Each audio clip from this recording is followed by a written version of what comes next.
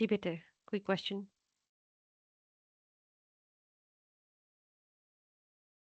बताइए। No ma'am. Okay, मैं पूछ लूं फिर questions? So, can somebody tell me about the generation process of X-rays? जल्दी से बताइए बेटे, क्विकली।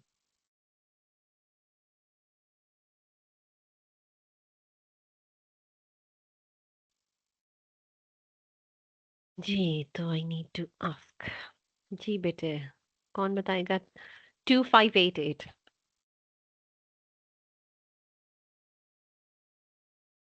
मैम इसके दो दो प्रोसेस है। एक में हमारे पास कैरेक्टरिस्टिक एक्सरेज जनरेट होते हैं और एक में कंटिन्यूस एक्सरेज जनरेट होते हैं। तो कैरेक्टरिस्टिक एक्सरेज जनरेट करने के लिए एक इलेक्ट्रॉन नॉकआउट करते हैं और उसकी वैकेंसी को फिल करने के लिए जो हायर शेल से इलेक्ट्रॉन ट्रांजिशन करते, जो एक्स्ट्रा फोटोन वो एमिट करते, तो वो कैरेक्टरिस्टिक एक्सरेज के थ्रू हमारे पास आते हैं। और दूसरा जो फास्ट इलेक्ट्रॉन न्यूक्लियस के पास से जो दोबारा स्कैटर होके चले जाते, तो उधर से हमारे पास कंटिन्यूस एक्सरेज जनरेट होते हैं। ठीक है, गुड, वेरी गुड। ओके, सो जो कॉन्टिन्यूस एक्सरेज हैं, कॉन्टिन्यूस एक्सरेज हैं, वो जो है वो कितनी एनर्जी की होती है?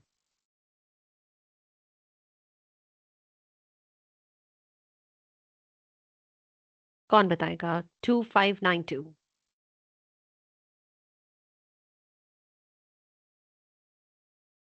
जी, हाई एनर्जी की 2592। होती है मैम। जी जी, 2592। जी मैम, हाई एनर्जी की होती है। When you say high, that's a very relative terminology, relative thing. So how high? Higher than Tower of Pisa or moon tak, distance wise? कितनी high? नहीं ma'am, relative term as you said के मतलब wavelength कम होती 0.1 है। Nanometre तक। ठीक है, तो हाई जो उनको जवाब देने दे बेटे। तो फिर हाई आप कहती हैं, कितनी हाई है बेटे? मतलब एग्जैक्ट वैल्यू आपने कहा ना मुझे, तो मैं तो आई एम जस्ट इंटरेस्टेड कि वो कितनी एनर्जी की होती है।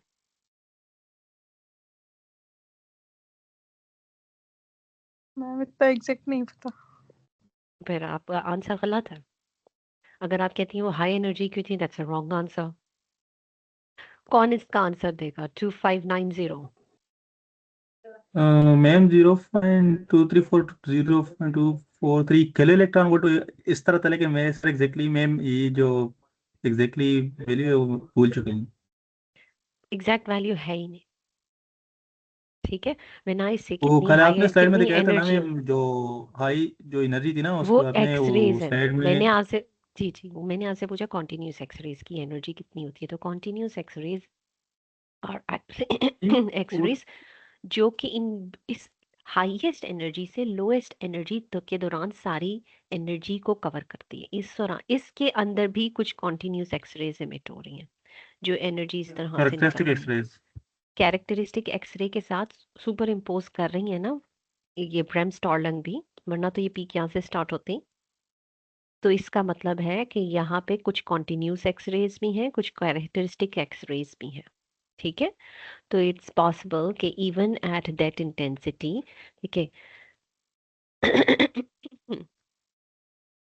अगर मैं सॉरी, अगर मैं आपसे कहूँ कि ये एटम है प्लस और यहाँ पे वो गुजर रही है, तो इट इज़ लाइकली कि जो इस दोनों एनर्जी शेल्स का डिफरेंस है, यहाँ से और यहाँ से जितनी ट्रांजिशन हो रही है, इलेक्ट्रॉन यहाँ से इधर से होती जा रहे हैं, तो इट्स पॉसिबल कि जितनी एनर्जी लूज करे वो इसके इक्विवेलेंट हो। ठीक है, ये जितनी ये वाला लूज करता हुआ जा रहा है, तो इट इज पॉसिबल कि जो यहाँ पे जो एनर्जी ये वाली जो है, यहाँ पे कॉन्टिन्यूस एक्सरेज भी इमिट हो रही है।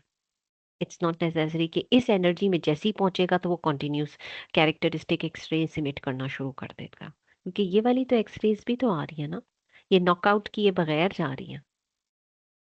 ठीक है, सो कहने का मकसद ये है कि माय क्वेश्चन वाज कि what was the energy of continuous x-rays. ये जो क्वेश्चन है ये एम्बिगुअस क्वेश्चन है, ठीक है। यू कैन नेवर से कि कॉन्टिन्यूस एनर्जी की जो एक्सरेज की एनर्जी एक पर्टिकुलर नंबर है। They could it could range from the maximum value to the minimum value, all of these numbers are possible, ठीक है। अब ये मैक्सिमम जो है आज हम इसको डिस्कस करने वाले हैं। What is this maximum energy? ये यहाँ से ही ग्राफ स्टार्ट हुआ, यहाँ से या यहाँ से स्टार्ट नहीं हुआ। What is the reason behind it? Energy scale के ऊपर एक पर्टिकुलर नंबर के बाद ग्राफ ने अपवर्ड लिफ्ट लिया है। तो why is it like that कि वो यहाँ से क्यों नहीं स्टार्ट हो गया या जीरो से क्यों नहीं स्टार्ट हो गया? क्योंकि मैम जी, उसकी एक पर्टिकुलर वेवलेंथ तो है और उस पर्टिकुलर वेवलेंथ के अकॉर्डिंग ही उसकी एनर्जी है। किसकी तो वेवलेंथ कुछ है पर्टिकुलर? एक्सरेज की मतलब एक पर्टिकुलर वेवलेंथ तो है। ठीक है, तो एक्सरेज कहाँ वेवलेंथ से? एक्सरेज ही तो हमने जनरेट करना है ना, वो शुरू ही कहाँ से हुई? पर्टिकुलर वेवलेंथ कैसे आई? हम्म, एक्सेलरेटिंग इलेक्ट्रॉन का। हाँ जी, आगे बोले। ये जब यहाँ पे न्यूक्लियस के सामने से गुजरेगा ना, तो मैम जो नजदीक होगा तो ज्यादा एक्सरे निकलेंगे, अगर जब बाहर निकलेगा तो जो कम एक्सरे निकलेंगे। ठीक है, तो ये मैक्सिमम एनर्जी का क्या मतलब हुआ फिर? मैक्सिमम एनर्जी का मतलब ये कि यहाँ पे जो हमारे पास इस एक्सरेज इमिटेड एक्सरेज की एनर्जी है, वो असल में जो इलेक्ट्रॉन है ना, ये न्यूक्लियस के बिल्कुल नज़दीक से गुजरा है, तो इसलिए वहाँ पे इसकी डिसलेरेशन हुई, स्टार्लिंग रेडिएशन वहाँ से बहुत हाई एनर्जेटिक इमिट हुई है। Good, very good. वो नीचे बेसिकली इस एनर्जी का मतलब ये है कि जो इलेक्ट्रॉन्स आप एमिट करवा रहे हैं ना, वो जो टंगस्टन ट्यूब से यहाँ से निकल रही हैं, जब वो टारगेट के ऊपर फॉल करेंगे तो जितनी एनर्जी काइनेटिक एनर्जी के साथ वो फॉल करेंगे वो वहां पे जाके स्टैंड स्टॉप हो गई, जीरो पहुंच गई इसकी एनर्जी। काइनेटिक एनर्जी जब जीरो हुई तो ये सारी की सारी energy in the form of x-ray निकल गई। ये जो इलेक्ट्रॉन है ये न्यूक्लियस को जाके हिट करता है। जब बहुत छोटा सा एलिमेंट जाके एक मैसिव एलिमेंट को हिट करता है, एक बहुत छोटी सी बॉल एक पत्थर को हिट करेगी, तो वो अपनी सारी एनर्जी इधर ट्रांसफर कर देती है और वो स्टैंड स्टॉप पे आ जाती है। लाइकवाइज एक इलेक्ट्रॉन अगर इस मैसिव एलिमेंट को हिट करता है, न्यूक्लियस को, या वो उसके करीब जाके स्टॉप हो जाता है किसी तरह वजह से और वो इम्प्लांट हो जाता है विद इन द मटीरियल, तो वो अपनी सारी की सारी एनर्जी रिलीज कर देता है in the form of x-rays. This energy is the maximum amount of energy that can ever be released while the production of X-rays, and that is a particular number. Why is it a particular number? Because the acceleration voltage which you are supplying is a particular number. आपने voltage और electrons को energise किया और जो इतनी energy आपने इनको acceleration voltage दी वो आपको पता है। अगर आप इसका पोटेंशियल डिफरेंस कम कर दें तो उतनी एनर्जी के मैक्सिमम इलेक्ट्रॉन्स और मैक्सिमम एक्सरेज निकलेंगी, ठीक है। ये आप पे डिपेंड करता है कि आप इसको कितना नंबर रखते हैं। अब in between this and the lowest number के इलेक्ट्रॉन्स बिल्कुल जो है वो इस टारगेट को हिट ना करें और बहुत मिनिमल एनर्जी, कोई एक्सरे की एनर्जी प्रोड्यूस ही नहीं हो रही। अब एक्सरेज जो है वो सारी की सारी एनर्जीज इस तरह सारे के सारे के दौरान एक्सरेज प्रोड्यूस हो रही हैं, okay? की सारी from the maximum energy to the minimum energy, but हम जो इंटरेस्टेड हैं वो कैरेक्टरिस्टिक एक्सरेज के ऊपर है। अब ये कैरेक्टरिस्टिक एक्सरेज डिफरेंट होती हैं on energy scale for different elements. Let's just say कि एनर्जी स्केल के ऊपर मैं कहूँ कि 12.5 kilo electron volt is the energy for copper के अल्फा, हाइपोथेटिकली, ठीक है। ये कॉपर की है, लेकिन अगर मोलिब्डेनम की है तो वो है 40.5 पे, ठीक है। तो ये जो पर्टिकुलर नंबर है वो कॉपर के अल्फा, कॉपर के बीटा, एल्यूमिनियम के अल्फा। अब अगर क्योंकि टारगेट कॉपर का है तो ये K alpha, K beta, L alpha, L beta, L gamma, ये सारी एक्सरेज कैरेक्टरिस्टिक उस पर्टिकुलर एलिमेंट की ही निकलेंगी, ठीक है। ओके, सो ये हमने पढ़ लिया, ब्रेनस्टॉर्मिंग पढ़ लिया और हमने कॉन्टिन्यूस एक्सरेज की ये सारी बातें देख ली थी। फिर हम इसी मिनिमम और मैक्सिमम एनर्जी की बात करते हैं। तो मिनिमम वेवलेंथ, जो मिनिमम इधर मैक्सिमम एनर्जी है, ये that corresponds to the minimum wavelength. ऐसा होना चाहिए या नहीं? होना चाहिए, यस मैम, यस मैम। क्योंकि energy and wavelength are inversely related. तो हम कहते हैं कि the minimum wavelength depends upon the anode acceleration voltage. वही बात है, the maximum energy depends upon the anode acceleration voltage. If V is the potential difference between anode and cathode, जो कि इसके दरमियान और टारगेट के दरमियान पड़ा हुआ है, V is the potential difference. तो आप बेसिकली एस्टिमेट कर सकती हैं कि मिनिमम वेवलेंथ कितनी निकलेगी। बेसिकली इट्स द एनर्जी, ठीक है। hc over lambda is equal to the energy, ठीक है, which is also equal to the potential difference, ठीक है। the minimum wavelength of a given radiation is this much, वो minimum wavelength निकाली कि potential where it is the Planck's constant, c is the velocity, is the charge of electrons, substituting this known value in the above equation। तो हमें ये पता चला कि wavelength basically इसका स्मॉलेस्ट रिलेशन है कि इलेक्ट्रॉन के चार्ज को आपने इधर 1.9 इंटू 10⁻16 कूलम्स है या 19 कूलम्स है, वो आपने पुट करके वो 12,400 पर वोल्ट, ये है एंगस्ट्रम इस वक्त यूनिट। अगर आप इसका एंगस्ट्रम 10⁻10 ठीक है। अब अगर हम नैनोमीटर में करेंगे तो एक जीरो कर निकाल दे, तो वो इतनी वेवलेंथ की एक्सरेज प्रोड्यूस होंगी, which is the minimum x-rays, ठीक है। For given operating voltage the minimum wavelength is the same for all metals, ठीक।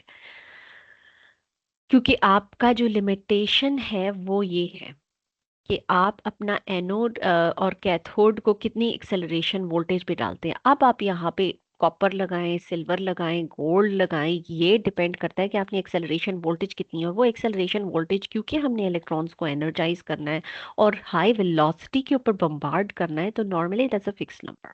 सो रिगार्डलेस ऑफ द फैक्ट यहाँ पे कॉपर, एल्यूमिनियम, सिल्वर, गोल्ड हो, द मिनिमम वेवलेंथ और the maximum energy, इस maximum energy से ज्यादा आप जा नहीं सकते, ठीक है, is same for all metals. वरना आप बहुत एनर्जेटिक रेज प्रोड्यूस करना शुरू कर देंगे और वो आपके लिए हार्डर टू कंट्रोल होगा, डैमेज हो जाएगा, डैमेजिंग रेज होंगे। सो कैरेक्टरिस्टिक एक्सरेज की अगर बात करें तो again as told yesterday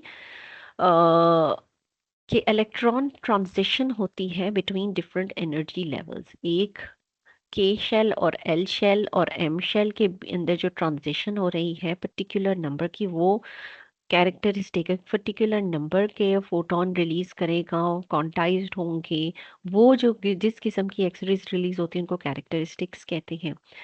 So it consists of well-defined wavelengths superimposed on continuous spectrum. Superimposed को ये याद रखिएगा, जैसे कि मैंने आपको बताया इधर कि it is not necessary कि यहाँ पे जैसे ही आप पहुंचेंगे तो सिर्फ कॉन्टिन्यू कैरेक्टरिस्टिक ही रिलीज हो जाए।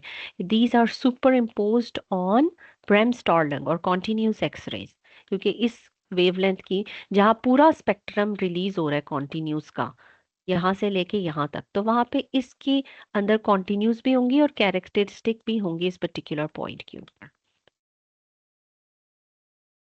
Then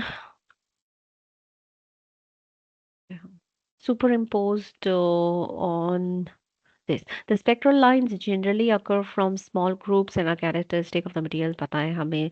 Few of the fast moving electron have the velocity of 1/10 of the velocity of light, may penetrate the surface and target materials and knock out directly bound electrons even from the inner shells। जरूरी नहीं है कि वो सिर्फ outer shells के electrons को hit करे, वो इनर शेल इलेक्ट्रॉन्स को भी हिट कर सकते हैं, कोर शेल वैकेंसीज प्रोड्यूस कर सकती है, जिसकी वजह से कैस्केड इफेक्ट होगा, ऊपर वाले सारे इलेक्ट्रॉन्स नीचे वाले शेल्स में जंप करना शुरू कर देंगे, ठीक है। अब यहाँ पे असल साइंस शुरू हो जाती है कि अगर आपके पास एक वैकेंसी है यहाँ पर, तो यहाँ से डायरेक्टली ये वाली वैकेंसी फिल नहीं हो रही, या फिर यहाँ से डायरेक्टली ये नहीं फिल हो रही, ठीक है। तो ये मैं आपको एग्जांपल दे रही हूँ, इसकी क्या रीजन है, ठीक है। इसको रीजन को करने के लिए हम थोड़ा सा आगे बढ़ते हैं। हम इसको थोड़ा सा देख लेते हैं कि ये जो एनर्जी डिफरेंस है of that x-rays is actually equal to the energy difference of the shells itself, जिसके अंदर से ट्रांजिशन हो रही है। और ये कैरेक्टरिस्टिक है मटेरियल की जिसके अंदर से आपने किया। फॉर एग्जांपल ये मोलिब्डेनम का स्पेक्ट्रम है, तो मोलिब्डेनम ने कहा के बीटा के अल्फा, और ये कॉपर का स्पेक्ट्रम है, दो मटेरियल है इसका, कॉपर का के अल्फा और के beta, they lie at a different position, ठीक है, ये वेवलेंथ है, ये रिलेटिव इंटेंसिटी है। ठीक है, सो अब मैं आपको बात बताती हूँ कि कैरेक्टरिस्टिक एक्सरेज को अगर हम इसका नोमेनक्लेचर है वो के अल्फा के बीटा, जैसे कि ये लिखा हुआ है, ये इसका मतलब क्या है? अगर कोई बंदा कहे कि बी के alpha, what is the meaning of k alpha? Can you please define k alpha? Why it's k alpha not k beta? Fine, it's different in terms of energy. What does it represent? किधर से jumping हो रही है, किधर जा रहा है, vacancy कहाँ पे थी? So this is actually the nomenclature. It is divided into KLM series, वो कि हमें पता है. K series means that the characteristic X-rays emitted when outer shell fills the vacancy in the K shell. क्या समझ आया? क्या समझ आया बेटे? जल्दी जल्दी बताइए please.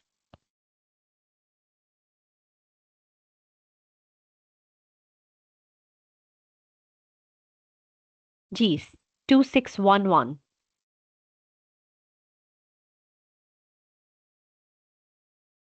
2611.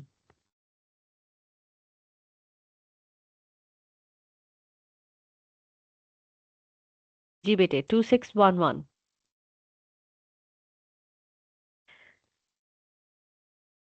And you will be marked absent. ठीक है. What about 2546?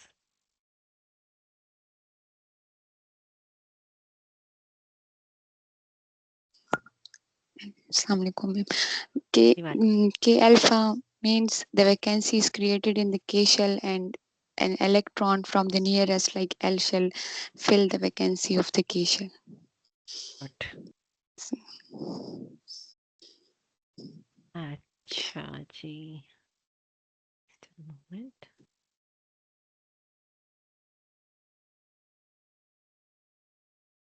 ठीक है.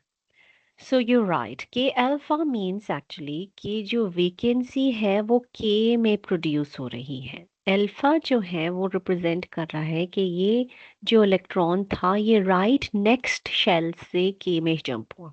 अगर वो बीटा होता तो वो उससे ऊपर वाले शेल से जंप करता, मतलब अल्फा से नहीं जंप किया, बीटा से जंप किया, एल से नहीं जंप किया, एम से जंप किया. ठीक है, सो इसी तरीके से, और आप गैमा कह दें तो ये एल है, ये एम है और ये एन है, तो वो एन इन दोनों से जंप नहीं किया, बट वो यहाँ से इधर जंप किया, डायरेक्टली वो के में जंप किया. ठीक है, तो K represents that the vacancy has been created in K. Alpha beta और gamma excuse me represents ma'am. K alpha beta. जी बेटे. मैम, ये हम तो ये कह रहे हैं ना कि के अल्फा के बीटा या के अल्फा या इस तरह L alpha L beta L gamma. तो मैम ये गामा के बाद अगर कोई और शेल हो वो ये वैकेंसी फिल करे तो इसको हम क्या जी कहेंगे? जी, ईटा. उसके और बाद और फर्दर फिर फिर और फर्दर रोमन कैरेक्टर्स आप जितने डालते हैं वो करते चलते हैं, बल्कि ग्रीक, सॉरी.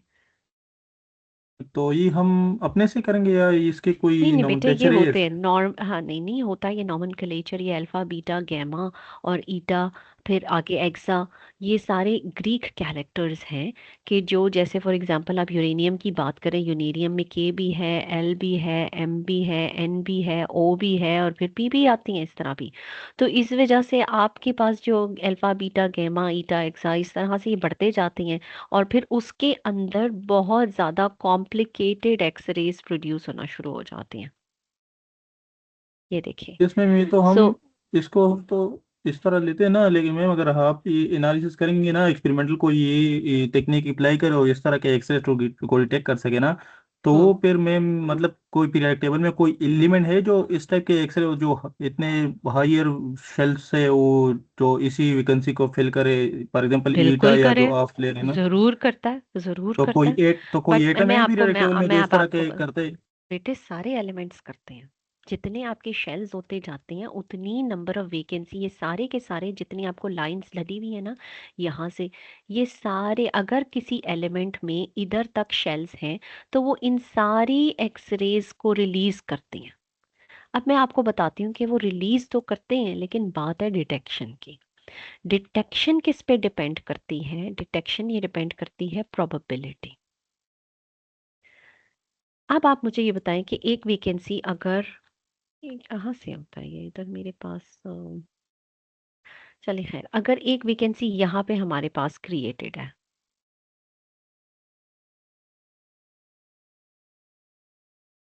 यहाँ पे क्रिएटेड है, ठीक है, व्हाट इज द प्रोबेबिलिटी कि वो एटम यहाँ से, इलेक्ट्रॉन यहाँ से यहाँ पे जंप करेगा, versus what is the probability कि वो इलेक्ट्रॉन यहाँ से जंप कर जाए यहाँ पर, किसकी प्रोबेबिलिटी ज्यादा है? तो नजदीक होगा इसके साथ। एग्जैक्टली। तो इसका मतलब ये हुआ कि जब ये इलेक्ट्रॉन इधर से जंप करके इधर आ रहा है तो वो एल शेल से के शेल में जंप कर रहा है, जिसका मतलब है alpha is going to be the most intense peak. ठीक है।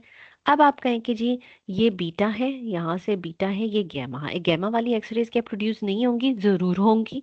लेकिन जब आपने एनर्जी इंटेंसिटी स्केल पे आपने देखा था ना, कैरेक्टरिस्टिक एक्सरेज, ये ब्रेमस्टॉर्लम यहाँ से यूं जा रहा था और यूं करके कैरेक्टरिस्टिक बन रही थी, तो हमने सॉरी कह दिया ये एल के अल्फा है, ये के बीटा है।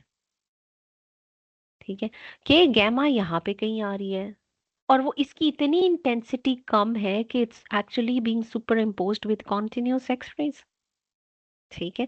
आप फिर भी कहते हैं कि ड्यू टू सम रीजन मैं इसको सेपरेट आउट कर दूं, तो फिर भी इंटेंसिटी वाइज इनकी वो जो है, क्योंकि इनकी एनर्जी बहुत कम है, तो इस वजह से आपके पास जो इनकी इंटेंसिटी है, प्रोबेबिलिटी है, वो बहुत कम होती है, वो नॉन डिटेक्टेबल रेंज में आ जाती है। ठीक है।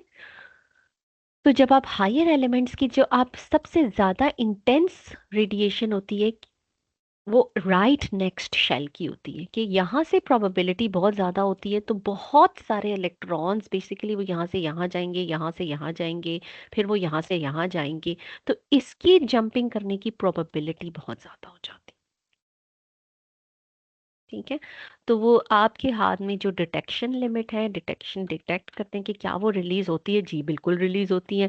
क्या उसको हम इस्तेमाल कर सकते हैं या किसी काम की होती है, वो डिपेंड करता है इंटेंसिटी। अगर आपके पास इंटेंसिटी ही इतनी कम है तो आप क्या करेंगे उसका? फॉर एग्जाम्पल अब कि आप के अल्फा देख लें और के बीटा देख लें, के शेल में अगर वेकेंसी है, के का मतलब है अल्फा मींस एल शेल से जंप कर रहा है के में, तो ये बहुत इंटेंस पीक है। वर्सेस बीटा एम शेल से अगर वो एक के में जंप कर रहा है, तो कितना डिफरेंस है। अब आपने ये एक्सरे यूज करनी है और आपने सैंपल पे बम्बार्ड करनी है। यू वुड वांट कि आपके पास जो इनकमिंग रेडिएशन है कम से कम वो इतनी सफिशिएंट तो हो कि वो आउटगोइंग रेडिएशन को कॉज कर सके, स्टिमुलस एक्ट कर सके। अगर वो होगी इतनी तो हमारा तो काम ही नहीं चलेगा। ठीक है। तो आप मोस्ट इंटेंस रेडिएशन में इंटरेस्टेड होती हैं। ठीक है। when it comes to um, identification then these rays matter, कि चलो मुझे मुझे ये लगता है कि कॉपर के alpha and vanadium L beta are overlapping, उनकी एनर्जी सेम है, तो फिर मैं क्या करूंगी? मैं बाकी सारी पीक्स को देखूंगी कि ये पीक्स आ रही हैं या नहीं आ रही, कॉपर के बीटा की कितनी है, कॉपर के गैमा आ रही है कि नहीं, वो इतनी एनर्जी पे ही आई कि नहीं। फिर मैं कहती हूँ oh oh now this is not vanadium but this is copper, जब आप मैचिंग करने पे जाते हैं। ठीक है बेटे। यस मैम, लेकिन मैम यहाँ पे एक और क्वेश्चन राइज होता है। जैसे जब हम ट्रांजिशन की बात करते हैं ना वैलेंस बैंड और कंडक्शन बैंड के दरमियान, तो वहाँ पे जो एनर्जी ऑफ इमिटेड फोटॉन होती है तो वो बैंड गैप के बराबर होती है ना, तो ज़्यादा बैंड गैप मीन ज़्यादा एनर्जी इमिटेड ऑफ फोटॉन होती है। तो यहाँ पे अगर हम देखें ना तो एल और के दरमियान एनर्जी गैप जो है ना ये इतना नहीं है। अगर ये ट्रांजिशन एम से के में हो जाए तो वो एनर्जी गैप ज़्यादा है, तो इसकी एनर्जी इंटेंसिटी ज़्यादा नहीं हो सकती? नहीं, intensity and energy are different things बेटे। इंटेंसिटी मैंने आपको जैसे कि अभी बताया डिपेंड्स अपॉन द प्रोबेबिलिटी। जैसे आप कहते हैं कि यहाँ से what is the probability of jumping this, ये आपकी कॉमन सेंस ने भी पीछे जवाब दिया था, वर्सेस यहाँ से हाँ यहाँ पे यस जंप यस यस करने की। मैम, यस ठीक है। द बिल्कुल। Intensity depends upon the probability, जिसका प्रोबेबल केस ज्यादा होगा उसकी इंटेंसिटी ज्यादा होगी, that is a different thing. Then comes about the energy of K alpha versus K beta. अब आप देखते हैं कि alpha is the most intense x-rays versus K beta, के वो यहाँ से यहाँ पे जंप करी है, उसकी एनर्जी वो कम है। देखने में तो आपको ये लगता है कि एक एनर्जी लेवल है आ, यहाँ पर और दूसरा यहाँ पर, इन दोनों के अंदर डिफरेंस बहुत ज्यादा है, but this is the counter thing जो कि हम पढ़ते हैं, इन सारी एनर्जीज बेसिकली वो माइनस के साथ रिप्रेजेंट की जाती हैं, वो कि उनके पोटेंशियल एनर्जीज होती हैं ऑफ दीज एनर्जी शेल्स। जब आप इनकी डिफरेंस क्रिएट करते हैं, वैसे तो वैसे माइनस माइनस वैसे ही प्लस हो जाता है इनको सब्ट्रैक्ट करने के लिए, लेकिन द पॉइंट इज कि ये न्यूक्लियर पुल किस कदर करीब है या ज्यादा है। अगर आप देखते तो के शेल न्यूक्लियस के बहुत करीब है, ठीक है, तो इसकी एनर्जी हाईएस्ट है। अगर किसी इलेक्ट्रॉन ने यहां से निकलना है तो इसको सबसे एनर्जेटिकली हाई एनर्जी चाहिए। लाइक वाइज जब आप ऊपर जाते रहते हैं तो एनर्जी कम होती रहती है, ठीक है। तो उस लिहाज से फिर आपके पास यहां से लेसर एनर्जेटिक एक्सरेज प्रोड्यूस होंगे। सो ये वाले, अगर ये सारी चीज़ें हम आगे आके दोबारा भी डिस्कस करते हैं, जब हम यहाँ पे आते हैं तो मैं आपको सारी चीज़ें बताऊंगी। इसके अंदर थोड़ी सी इंट्रिकेसीज हैं, थोड़ा सा जस्ट बेयर विद मी। सो यहाँ पे हमने कह दिया कि जो नोमेनक्लेचर है वो है के अल्फा बीटा गैमा। अब आपको अब तक ये क्लियर हो जाना चाहिए कि अल्फा मीन्स कि एल से के में और ये बीटा एम से गैमा एन से, यही सारी कहानी यहाँ पे लिखी हुई है, ठीक है। लेकिन it's not that simple. Simplicity ये है कि के अंदर भी S P D N F हो गए, और बेसिकली क्योंकि फर्स्ट शेल है तो उसके अंदर खाली एस है। फिर जब एल के अंदर आते हैं तो एस में एस बी है और पी भी है। फिर एम के अंदर आते हैं एस पी डी एन, फिर डी बी आ गया, फिर आगे जाके डी और एफ भी आ गए। तो सब शेल्स इंडिकेटेड हैं, जैसे कि ये लाइंस हैं कि ये एस है, पी है, डी है, ठीक है। अब जब इलेक्ट्रॉन जंप कर रहा होता है, क्या वो एस से जंप कर रहा है या वो पी से जंप कर रहा है? नाउ दिस बिकम्स इम्पॉर्टेंट, ठीक है, क्योंकि फिर अगर वो के अल्फा 1 है या अल्फा 2 है, ठीक है, या वो बीटा 1 है या बीटा 2 है, इसके अंदर कुछ रूल्स आ जाते हैं जो कि हमें इन अ वे रट्टा ही लगाना पड़ेगा। अब वो रूल्स क्या है वो मैं आपको बताती हूँ। ये हमारे पास स्लाइड क्लियर होगी, ये ग्रीक लेटर्स है और वो इंटेंसिटी वाइज जिसकी सबसे ज्यादा प्रोबेबिलिटी होगी उसकी अकरन ज्यादा है। हो गई क्लियर कि Greek letters indicate general order of x-ray intensity में अल्फा हमेशा से सबसे ज्यादा इंटेंस होगी, बीटा उससे कम होगी और गैमा से भी कम होगी, उसकी प्रोबेबिलिटी सबसे कम होती है, ठीक है। सो अब कहाँ गए रूल्स, आ रहे हैं, चलो। So there are several set in the K. Strongest are K alpha 1, K alpha 2 and K beta 1. Gamma के ऊपर तो बात ही नहीं जाती, वो उसकी इंटेंसिटी बहुत ही कम हो जाती है, ठीक है। अब अल्फा 1 और अल्फा 2 क्या है?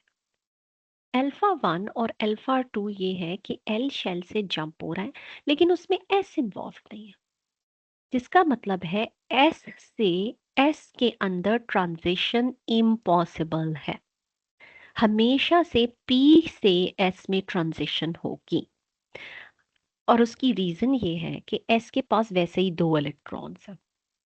अगर उनमें से एक इलेक्ट्रॉन जंप कर जाता है तो वो पॉजिटिव और नेगेटिव स्पिन के लिए वो अनप्रॉबेबल है, एनर्जेटिकली बहुत हाई एनर्जी इस तरह के केस के लिए चाहिए, और वो रूल्स के अंदर ये पॉसिबल ही नहीं है इस तरह की ट्रांजिशन। क्या वो इम्पॉसिबल है? नहीं, वो इम्पॉसिबल नहीं है, लेकिन उसकी प्रोबेबिलिटी कम है, बहुत कम। It is always the case where के ढेर सारे इलेक्ट्रॉन्स हो, उनमें से कोई एक जंप कर जाए, क्योंकि यहाँ से उसके अंदर जाना में वो एनर्जेटिकली फेवरेबल रहेगा। यहाँ पे वो इट्स नॉट, इसके इन बिटवीन भी ट्रांजिशन नहीं होती।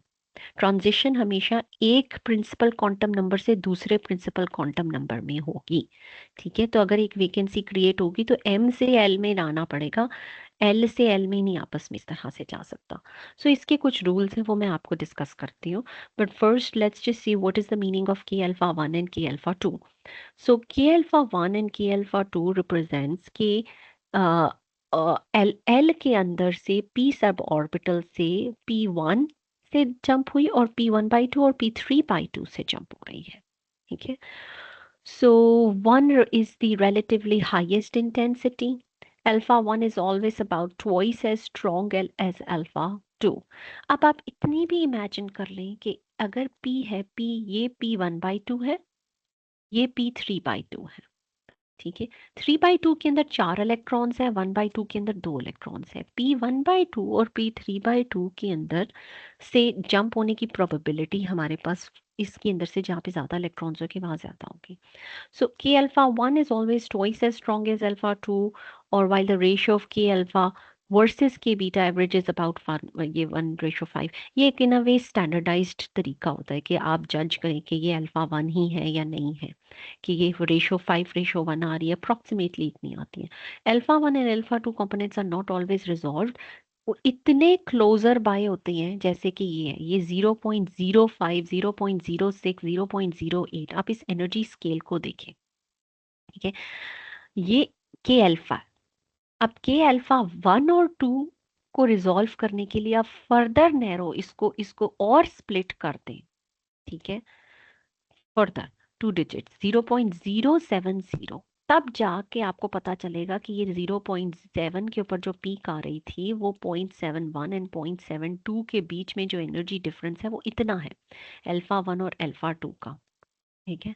It's almost as if it's alpha. अगर आपको ये पीक देखते हैं आपको पता भी नहीं चलना कि इसमें दो पीक्स लाई कर रहे हैं, लेकिन जब आप इसको जूम इन करते हैं तो आपको पता चलता है अल्फा 1 और अल्फा 2 अलग अलग पीक्स हैं, ठीक है. ये बड़ा इंपॉर्टेंट हो जाता है आइडेंटिफिकेशन के लिए या रियलाइजेशन के लिए, जब आप कहते हैं कि गोल्ड का ये गोल्ड 2p1/2 से आ रही है या 2p3/2 से आ रही है, ठीक है. So a bit for the people who do not know about 1/2, 3/2, SPDNF या ये किस तरह से डिटरमिन की जाती हैं, just a few words about the electronic transition या फिर shells कह लें, principal and magnetic quantum number, angular quantum number, ठीक है. So electrons in atoms are defined by 4 quantum numbers जो कि L, N, L, M और S है, ठीक है. N are the principal quantum number, KLM जो होती हैं 1, 2, 3 जिनको कहा जाता है. Angular quantum number L depends upon S, ठीक है, और मैग्नेटिक क्वांटम नंबर S और L के ऊपर डिपेंड करते हैं. सो सिलेक्शन रूल्स जो कि मैं आपको बात कर रही थी कि वो क्या है, वो कि कौन सी इलेक्ट्रॉनिक ट्रांजिशन किस में से जंप करेगी कि नहीं. बट फर्स्ट जिससे कि प्रिंसिपल क्वांटम नंबर क्या है वो डिफाइन किया जाता है एलिमेंट से या 1, 2, 3 से, ठीक है, ये हम सबको पता है.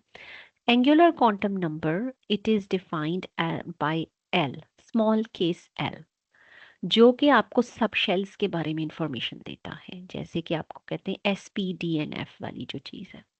And that depends upon 1 minus, इसका अगर आप फॉर्मूला देखें तो आपने देखना है 0 से स्टार्ट होता है टिल द नंबर n-1, ठीक है. सो n अगर 1 है तो 1 - 1 इज 0. अगर वो 2 है जो कि L बनता है तो 2 - 1 इज 1. इसके मतलब है कि L के अंदर SP है और P भी है. अगर वो 3 है तो 3 - 1 इज 2, ठीक है, जिसके अंदर SPD आ गया, ठीक है. मैं आपको आगे दिखाऊंगी टेबल जिसके अंदर आप ये देख सकते हैं कि ये प्रिंसिपल क्वांटम नंबर 1 है, ये इसका ये 0 है. एल किस तरह से कैलकुलेट किया जाता है, एल बेसिकली इज दिस. के शेल के लिए तो वैसे ही 1 - 1 0 है तो सिर्फ 0 ही आएगा एल, लेकिन एल के लिए इट्स 0 and 1, ठीक है, वो पॉजिटिव 1, नेगेटिव 1, और एस P1/2 या P3/2 दोनों के लिए.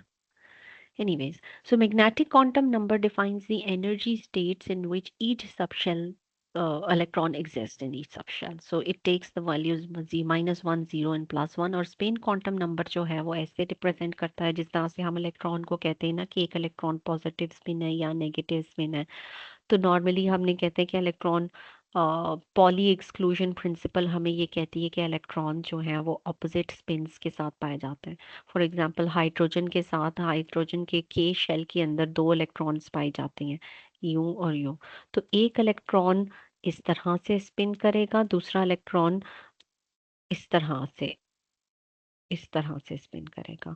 तो एक क्लॉकवाइज स्पिन करता है, एक एंटी क्लॉकवाइज स्पिन करता है. इलेक्ट्रॉन्स जो होते हैं वो अपने शेल्स के अंदर भी वो न्यूक्लियस के अक्रॉस भी रिवॉल्व कर रहे होते हैं और अपनी एक्सिस के ऊपर स्पिन कर रहे होते हैं. वो इस तरह से स्पिन कर रही हैं, वो इस तरह से स्पिन कर रही हैं, ठीक है। तो अगर दो इलेक्ट्रॉन है तो वो ऑपोजिट स्पिन कर रहे हैं, एक अगर क्लॉकवाइज कर रहा है तो दूसरा काउंटर क्लॉकवाइज कर रहा है, तब वो एनर्जी आपस में एक दूसरे के साथ सेटिस्फाई करते हैं। तो spin quantum number represents the spin off electrons अपने एक्सिस के ऊपर स्पिन। बाकी जो है वो प्रिंसिपल क्वांटम नंबर के वो इलेक्ट्रॉन्स किस तरह है, वो यू डबल शेप में कर रहे हैं या सफेरिकल में कर रहे हैं या उनको डील करता है। ठीक है, ये स्पिन क्वांटम नंबर अपने उसके। फिर इन तीनों क्वांटम नंबर्स को मिला मिलू के हम एक एंगुलर मोमेंटम की बात करते हैं जो कि जे है। ठीक है, J is the total momentum which is the sum of L plus S. अब ये जो सारी कहानी आप इधर पढ़ रही हैं कि ये एल है, एन है, एस है, एम है, ये क्यों जरूरी है? ये जरूरी इसलिए है कि जब इलेक्ट्रॉन्स ट्रांजिट कर रहे होते हैं किसी भी शेल से, वो एल से इसमें करें या वो इनसे इससे करें, तो हमें उसको एक नेम देना है। ठीक है, हमने उसको सीधा 1s नहीं कहना या 1 2 नहीं कहना, हमने उसको प्रिंसिपल जो एंगुलर टोटल एंगुलर मोमेंटम है उसको भी नेम देना, उसके तरीके से भी नेम देना है। कुछ इलेक्ट्रॉन्स की ट्रांजिशन सीधा इससे पाई जाती है, कुछ इसके साथ, कुछ इसके साथ। तो the most reliable one is actually J. ठीक है, which is the total momentum which includes L and S. ठीक है, L J is L plus S. ठीक है, एल इज दी आपके पास angular quantum number, S is the spin quantum number. इन दोनों क्वांटम नंबर्स को मिलाकर आपके पास टोटल मोमेंटम आता है, जिसके अंदर से आप बता सकते हैं कि आपके इलेक्ट्रॉन की डिवीजन ये है। यहाँ पे आपके पास आपको नजर आ रहा है अब स्क्रीन के अंदर ये, इसको कैसे करते हैं?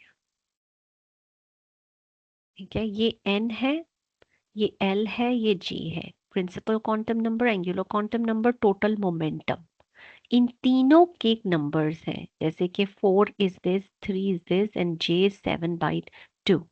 हमने सिंपलेस्ट पढ़ते हैं 1/2।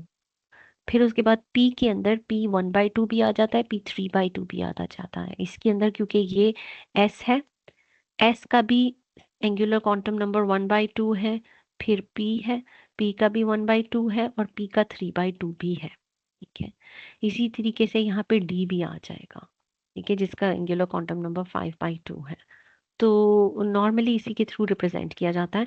सो अब आई वुड से कि आप इसको अंडरस्टैंड तो कर लें, लेकिन वो जिनका प्रायर एक्सपीरियंस नहीं है वो केमिस्ट्री जो बिल्कुल फिजिक्स रिलेटेड है उनके लिए ये थोड़ी कॉम्प्लिकेटेड चीज़ होगी और इसको याद करना भी बहुत मुश्किल हो जाएगा। लेकिन मैं आपसे एक्सपेक्ट नहीं करती कि आप इस टेबल को रट्टा लगाएं, मैं सिर्फ आपसे ये एक्सपेक्ट करती हूँ कि आप इसको अंडरस्टैंड कर लें कि आई कैसे हैं, कि नंबर्स ये फॉर्मूलाज पीछे लिखे हुए हैं उनके अक्रॉस 0 से लेके 1 या 0 से लेके 1 और 1 वो +1 है, क्योंकि 0 1 और 0 आ गया डिफरेंट है स्पिन, मैग्नेटिक, एंगुलर और टोटल मोमेंटम।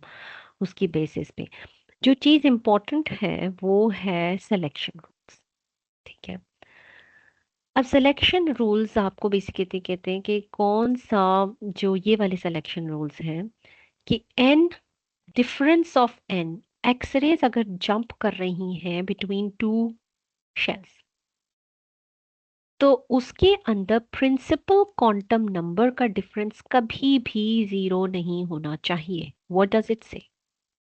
ये कहती है कि अगर एल के अंदर यहाँ पे एक वेकेंसी है तो एल के सब शेल्स में से, स्लाइटली हायर शेल्स में से एक इलेक्ट्रॉन इधर जंप नहीं कर सकता, इस तरह की एक्सरेज प्रोड्यूस नहीं होती।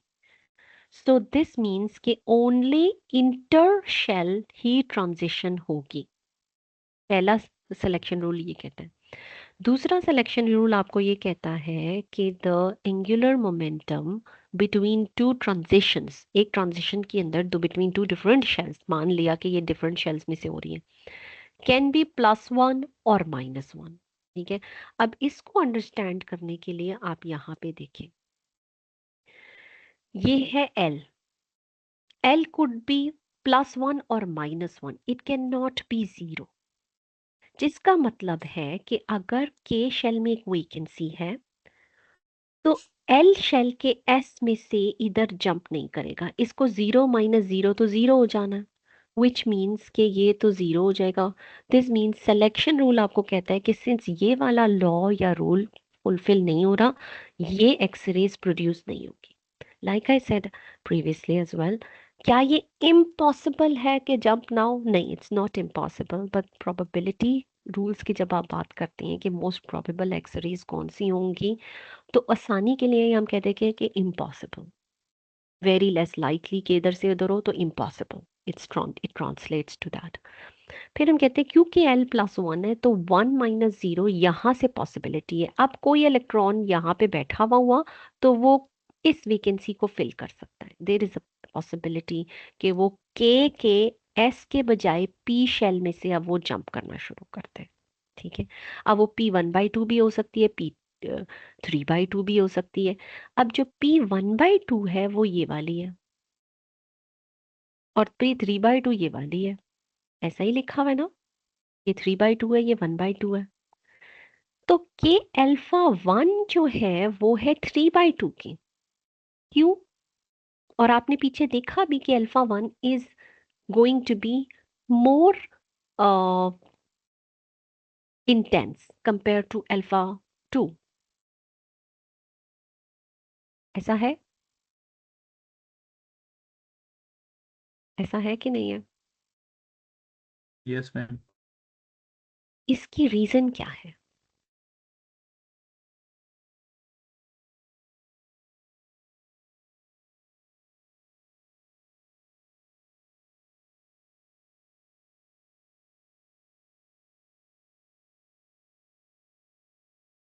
जी बेटे। ये सिलेक्शन रूल है मैम। मैम जी मैम क्योंकि अभी बात हुई थी स्पिन क्वांटम नंबर के बारे में, तो एक जिस भी मतलब दो इलेक्ट्रॉन्स जो साथ हैं तो दोनों का लाजमी है कि स्पिन ऑपोजिट होगा, तो इसलिए मतलब NL M तो सेम हो सकते हैं, लेकिन S की वजह से ये डिफरेंस आ जाता है स्पिन की वजह से। लेकिन सवाल ये है कि आपके पास P और P दोनों P शेल्स है ना, एक P3/2 है, दूसरा P1/2 है। P3/2 को हम कहते हैं α1, P1/2 को हम कहते हैं α2। ठीक है, तो α1 is always going to be more intense compare to α2, जो कि हमने अभी पीछे ग्राफ भी देखा। ये मोलिब्डेनम के अंदर की अल्फा है, अब ये α1 है और ये α2 है। ठीक है, तो α1 is going to be more intense compare to α2। अब α1 है P3/2 और ये है P1/2। क्यों? इनकी एनर्जी बहुत करीब है, बहुत करीब है ऑलमोस्ट। अब अगर आप देखें α1 मोलिब्डेनम का, ये α1 है 7.7093, ये है 70 के बजाय 1 आ गया 359। α1 और α2, अल्फा की बीटा के साथ अगर कंपैरिजन करें तो वो फिर ऑब्वियसली उसका डिफरेंस ज्यादा है, 0.1 का डिफरेंस आ गया, लेकिन ये 0.01 का डिफरेंस आ रहा है α1 और अल्फा। मेरा क्वेश्चन आपसे ये है कि α1 ज्यादा इंटेंस क्यों है?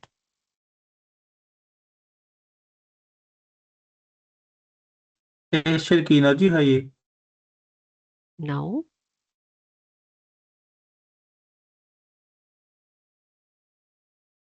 मैम एनर्जी मोमेंटम डिफरेंस ज्यादा नहीं है? एनर्जी डिफरेंस चेक करना प्रोबेबिलिटी मुझे ज्यादा है मैम। क्यों प्रोबेबिलिटी ज्यादा? मैम एनर्जी ये इस पे हम लोन पेयर ऑफ इलेक्ट्रॉन कह सकते हैं कि मतलब उसमें हमारे पास इलेक्ट्रॉन सिंगल है तो इसलिए। नो, पी के अंदर एक के अंदर 2 है, एक के अंदर 4 है, तो फिर प्रोबेबिलिटी ज्यादा है। वो क्यों? क्योंकि यहाँ पे आपके पास नंबर ऑफ इलेक्ट्रॉन ज्यादा है, ये मैंने आपको पहले भी बताया। यहाँ से इलेक्ट्रॉन की जंप करने की प्रोबेबिलिटी ज्यादा है क्योंकि 1 2 3 4 4 वो है कैंडिडेट्स हैं जो कि जा सकते हैं, यहाँ पे हैं ही सिर्फ 2। इंटेंसिटी वाइज ये जंप कर जाएगा, फिर कभी ये जंप कर गया, फिर ये जंप, एक तरफ 4 लोग जाने को तरस रही हैं और दूसरी तरफ 2 लोग तरस रही हैं, तो ज्यादा प्रोबेबिलिटी है ना कि 4 में से कोई तीसरा नंबर वेल पे आ गया, फिर कोई पहले नंबर वाला भी चला गया, फिर चौथे नंबर वाला भी चला गया। तो क्योंकि यहाँ पे इलेक्ट्रॉन्स की पॉपुलेशन ज्यादा है, तो इनकी प्रोबेबिलिटी भी ज्यादा है।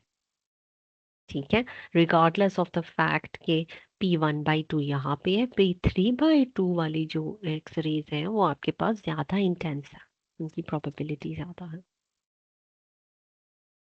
ठीक है, तो इसी तरीके से एक लास्ट रूल आपका वो कहता है कि total angular momentum can be either 1 और 0। इन दोनों में से 1 जो है वो +1 भी हो सकता है, वो 9 वो -1 भी हो सकता है, कोई फर्क नहीं पड़ता कि दो ट्रांजिशंस का जो डिफरेंस है वो 0। अब अगर मैं इसको देखूं, आ, ये चले थोड़ा सा मैं इसको एक्सिट करके दोबारा इधर देखती हूँ, थोड़ी सी क्लीन हो जाएगा। अब अगर मैं आपको कहूँ कि 1/2 -1/2 इधर से इधर ट्रांजिशन होने वाली है, ठीक है, इन दोनों का एनर्जी डिफरेंस आ रहा है, तो इलेक्ट्रॉन अगर एस में हो, क्या वो इधर जंप कर सकता है? According to this rule yes कर सकता है। ठीक है, अकॉर्डिंग टू दिस रूल ये भी सेटिस्फाई हो रहा है, दोनों का एनर्जी डिफरेंस, एक के है दूसरा एल है, इसका जो प्रिंसिपल क्वांटम नंबर है 2 - 1 1 है, तो ये इक्वल सफिशिएंट वो हो रहा है।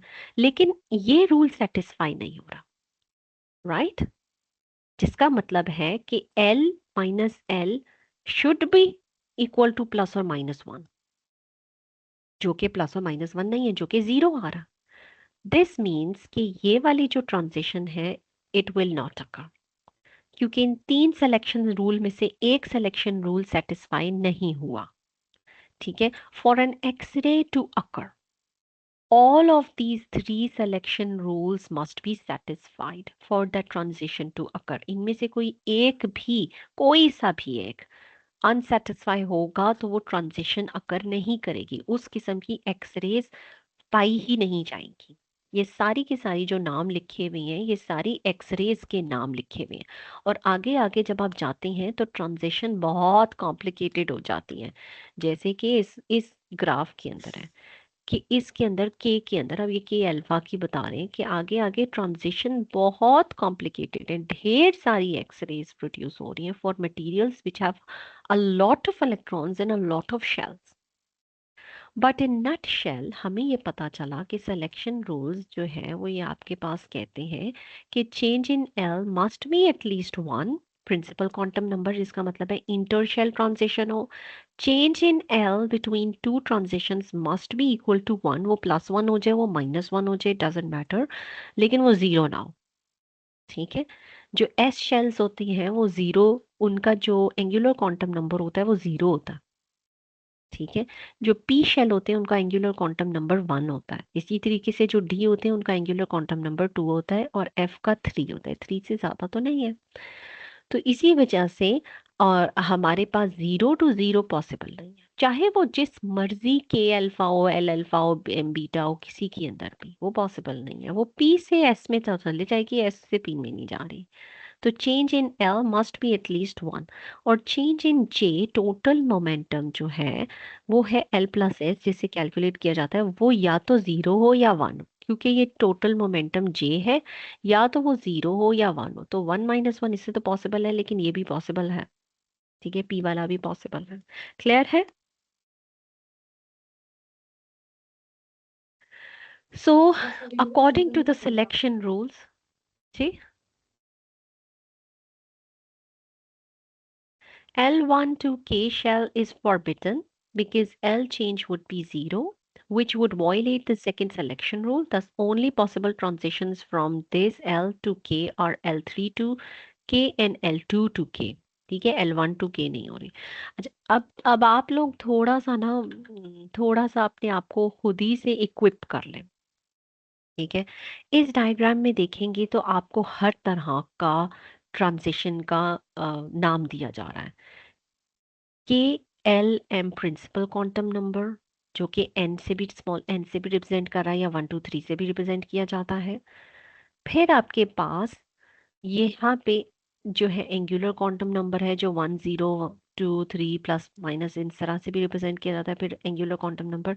साथ ही साथ इसके अलावा आपके पास 1 2 3 के तरीके भी रिप्रेजेंट की जाती है, जो कि आपकी बुक के अंदर भी लिखा है कि L1 L2 L3। इस वक्त ये L1 है, ये L2 है और ये 3 है। K क्योंकि एक ही है तो उसको K कहा जा रहा है, ठीक है। K 1 2 3 नहीं है। लेकिन अब जब आप M पे जाएंगे तो M 1 2 3 4 5 ये रिप्रेजेंट्स कर रहे हैं कि कितने सब ऑर्बिटल्स आ रहे हैं इसके अंदर, जिसके अंदर अकरेंस ऑफ इलेक्ट्रॉन्स है। तो यहाँ पे आपको L3 टू M5 कहा जा रहा है, ये आसान जुबान है। और साथ ही साथ वो K अल्फा 1 और K अल्फा 2 की तरीके से भी बात कर रहा है, ठीक है। साथ ही साथ वो ये भी कह सकता है कि 2p1/2, ठीक है, इस तरह भी किया जा सकता है।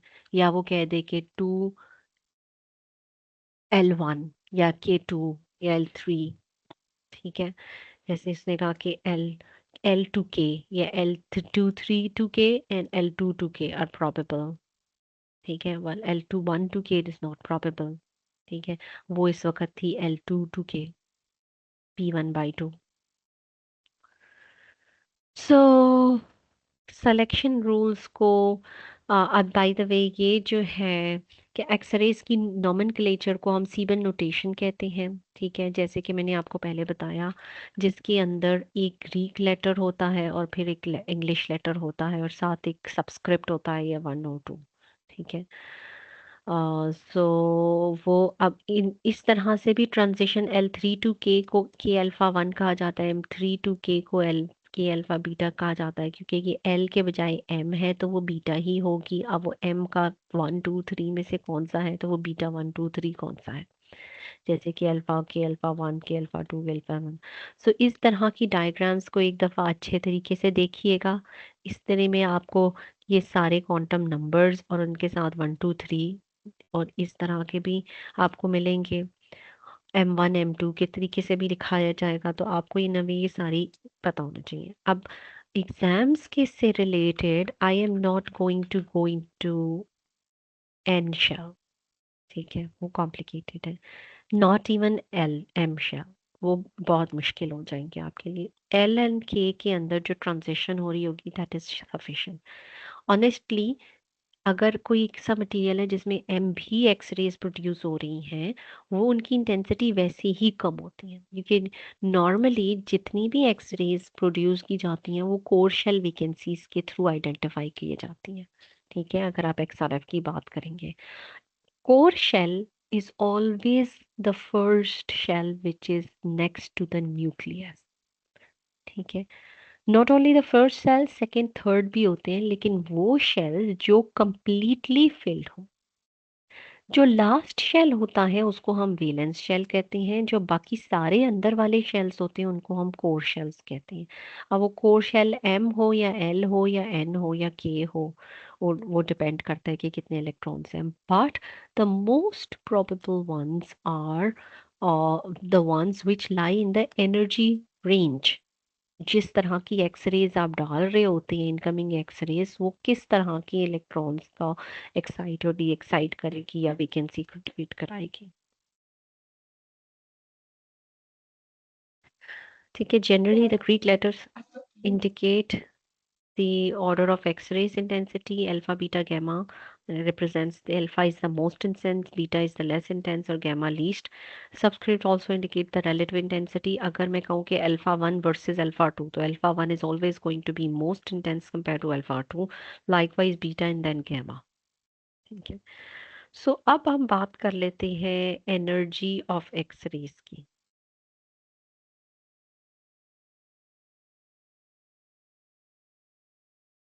The energy of characteristic X-rays is the energy difference between the two different shells. ये तो हमें पता चल गया। It is well defined and dependent on the atomic number. ठीक है। अब चल इसको पूरा पढ़ लेते हैं फिर बताती हूँ। So energy of X-ray K alpha is the energy difference between K shell and an L shell. ये हमें पता चल गया।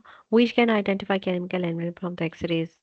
ठीक है, fine, we can identify, but इस लॉ को हम क्या कहते हैं जो कि एनर्जी से रिलेटेड हो और आइडेंटिफिकेशन से, वो होता है Moseley's law. Moseley's law defines the relationship between the wavelength and atomic number.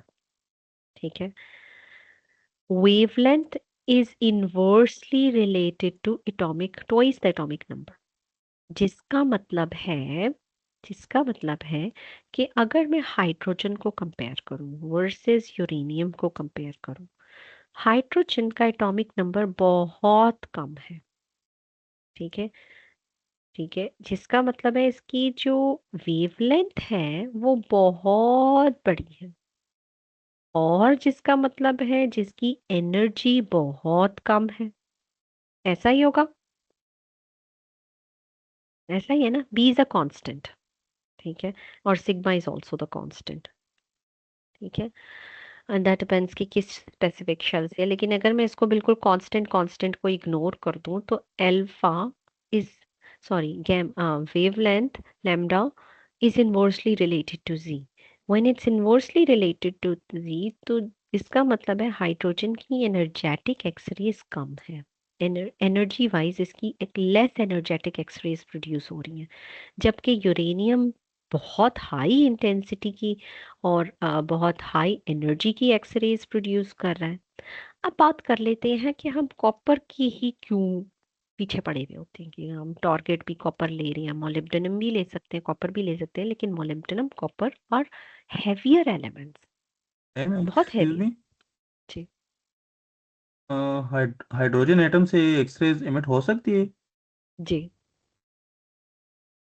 लेकिन वो ये डिटेक्ट तो नहीं मेरे हो ख्याल में सकते। पॉसिबल नहीं, क्योंकि ये तो लाइट एलिमेंट है, तो इसको जो इसकी इमिटेड जो वेवलेंथ होती है ना, इसकी जो एनर्जी, तो एक्सरे किरण में मेरे ख्याल में नहीं आती। सुने आप, hydrogen is the first element which is the lightest of all। अगर आपने इसकी एक्सरेज प्रोड्यूस करनी है तो you need to create hydrogen in solid form. Fine, फिर आप लेके जाएं हाइड्रोजन को टंगस्टन फिलामेंट के अक्रॉस और फिर आप एनर्जाइज करें। अब मसला ये होता है कि मैं आइडियलिस्टिक सिचुएशन में कह देती हूँ कि हाँ हाइड्रोजन सॉलिडिफाइड मेरे पास पड़ी हुई है। अब सवाल ये होता है कि क्या हाइड्रोजन की एक्सरेज प्रोड्यूस हो सकती है? जी हो सकती है। हाइड्रोजन के पास एक ही शेल है, वो इलेक्ट्रॉन हायर एक ही एस के अंदर ट्रांजिशन करता है और वो वापस आता है तो वो एक्सरेज इमिट कर देता है। लेकिन क्योंकि इसकी एनर्जी इतनी कम है और लाइकवाइज इंटेंसिटी इतनी कम है कि वो नॉन डिटेक्टेबल रेंज में चली जाती है। लेकिन अगर मैं आपसे कहूँ क्या वो प्रोड्यूस हो सकती हैं, मैं आइडियलिस्टिक सिचुएशन की बात करूँ, yes they can be produce. There is no way कि आप कहें कि जी हाँ जी एक्सरेज ही नहीं प्रोड्यूस हो रही। एक्सरेज ओनली ट्रांजिशन और कॉन्टिन्यूस एक्सरेज वो तो प्रोड्यूस हो सकती है, इसमें तो कोई शक नहीं। दी ओनली डिफरेंस इज आप हाइड्रोजन को सॉलिडिफाई करें, आप इतनी मेहनत दिक्कत करके ये करें, ठीक है, तो ये बात बनती है। अब क्योंकि जितने भी मैम लाइटर इसके तो एलिमेंट्स जेड हैं, को चेंज नहीं किया जा सकता ना? क्या नहीं कर सकते? इसके जो एटॉमिक नंबर है इसको तो चेंज नहीं किया जा सकता हाइड्रोजन के, तो तो इससे चेंज तो किस हम तरह इसमें ये किसी नहीं एक्सरेज कर प्रोड्यूस रहे। हो सकती? बेटे चेंज आपके ख्याल में अगर मैं कॉपर की एक्सरेज प्रोड्यूस कर रही हूँ तो मैं उसके जेड को चेंज कर रही हूँ? नहीं नहीं मैम, उसकी तो ऑलरेडी जेड चेंज है ना, मतलब बड़ा है, तो इस वजह से उससे प्रोड्यूस हो सकते हैं। हम्म, तो फिर मैं आपसे तो आइडियलिस्टिक सिचुएशन की बात कर रही हूँ कि थ्योरेटिकल प्रिंसिपल्स के अंदर क्या एक्सरेज हाइड्रोजन की प्रोड्यूस हो सकती हैं? मैं कहूँ कि मैम ट्रांजिशन फिर हो ये रहा है, जो फोटॉन्स प्रोड्यूस ये जो होंगे? एक जी होंगे। क्या वो डिटेक्टेबल रेंज में होंगे? नहीं आ सकते भाई, क्योंकि इंटेंसिटी नहीं है। पहला सवाल तो आपका वहीं पे खत्म हो जाता है कि आपने हाइड्रोजन की एक्सरेज प्रोड्यूस करनी है। I need to bring this material in the solid form. मैं इसको सॉलिडिफाई तो करने के चक्कर में इसको सब फिर जीरो मैम टेम्परेचर्स पे एक्सेस लेके की जो जाऊंगी। वेवलेंथ रेंज है, एक्सेस की हम्म, जो वेवलेंथ रेंज है मैम, फिर तो वो भी आइडियलिस्टिक फिर हमें कंसिडर करना चाहिए। नहीं करेंगे ना। मैं आपको यही बता रही हूँ कि अगर आपको मैं लेट्स जस्ट से ये एलिमेंट्स है, ठीक है, आपने यहाँ से लेके यहाँ तक ये एनर्जी वाइज है, क्या इनको आप वेवलेंथ में कन्वर्ट कर सकते हैं? कर सकते हैं। ये सारे एलिमेंट्स हैं, इसके अलावा ये तो आपकी मैंने यहाँ से बुक से निकाला हुआ है। आप ऊपर वाले एलिमेंट्स भी लेंगे उनका भी कुछ ना कुछ नंबर आएगा। वो भी तो एक्सरेज की एनर्जी का नंबर होगा। ठीक है, मैं आपको बता रही हूँ कि जब आप हायर एलिमेंट्स की बात करते हैं तो उनके अंदर डिटेक्शन इंटेंसिटी बड़ी अच्छी होती है। They are already in the solid state, तो हम कहते हैं कि okay there are multiple opportunities के अल्फा रेडिएशन बड़ी इंटेंस है, we can use it. When you are talking about the lower elements, that will create a significant downfall for the creation and detection of these x-rays, because वहां पे intensity इतनी कम होगी कि वो non detectable range में चली जाएंगी। कोई डिटेक्टर अभी तक इस तरह से बना नहीं है कि वो इतनी कम इंटेंसिटी को डायग्नोज कर सके। It's like just continuous x ray.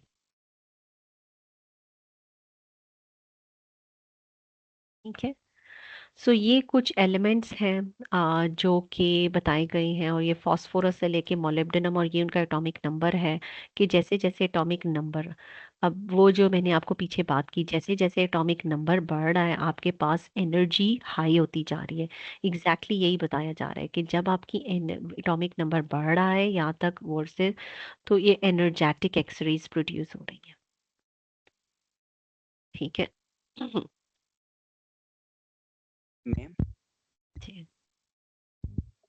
जो करेक्टरिस्टिक एक्सरे हाइड्रोजन के लिए, तो वो उससे अगर हमारे पास एनर्जी आएगी तो वो जो एक्सरे रेंज है उससे कम एनर्जी वाली, क्योंकि इसका जो ग्राउंड स्टेट एनर्जी है ना वो बेटे 13। देखिए, आपने जो है वो कैरेक्टर फॉर श्योर मैं आपसे कहती हूँ कि वो एनर्जेटिकली इतनी कम है, लेकिन आपने क्योंकि एक्सरेज प्रोड्यूस कर रहे हैं, आपने कहते हैं रेडिएशन, फोटोन रेडिएशन प्रोड्यूस हो रही है। Yes they are radiations, yes. ठीक है, और मैं उनको क्लासिफाई भी कर दूं कि ठीक है एक्सरे है, और मैं उसके लिए एक एनर्जी भी कह दूं कि ठीक है फाइन, हम कहते हैं कि 124 इलेक्ट्रॉन वोल्ट से 124 किलो इलेक्ट्रॉन वोल्ट की एनर्जी। ठीक है, यहाँ पे अब आप देखिए सारे किलो इलेक्ट्रॉन वोल्ट्स हैं, 2 किलो इलेक्ट्रॉन वोल्ट्स। अब जब आप फास्फोरस से पीछे चले जाते हैं जिसका एटॉमिक नंबर 15 है, तो ये हंड्रेड्स एंड थाउजेंड, थाउजेंड के अंदर तो किलो के अंदर से वो लेस देन किलो हो जाती है, 100 इलेक्ट्रॉन वोल्ट हो जाती है।